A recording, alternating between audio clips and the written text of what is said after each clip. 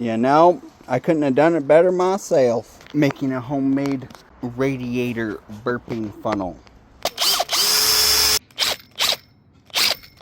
And then get yourself a super sketchy wood bit. Let's see how this goes.